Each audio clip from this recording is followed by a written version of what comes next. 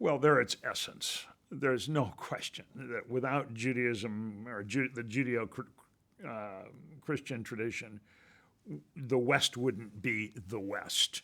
It summarizes why we are in the dominant position that we've become. When I say we, I mean America and the Commonwealth countries, largely, not exclusively, but the Europeans, the English speakers. We tend to be inheritors of this tradition and believers in its values.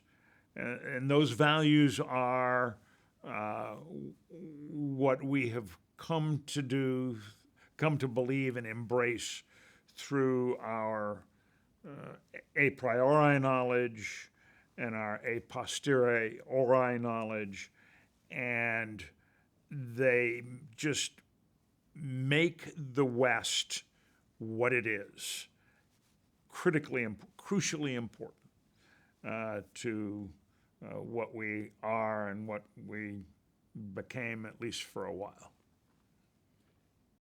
We're kind of dedicated, just as an advertisement, to taking a 2,000-year look at that, rather than chopping it up into 1,000 little pieces where you can be destroyed by your enemy.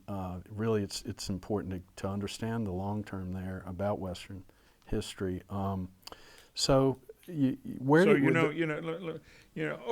had a wonderful phrase, and he said, Michael Oakeshott, and he said, we're having a conversation. I may have more to say about the word conversation here in a minute, but we're having, here in the Western Judeo-Christian tradition, we're having a conversation that began in the primeval forests.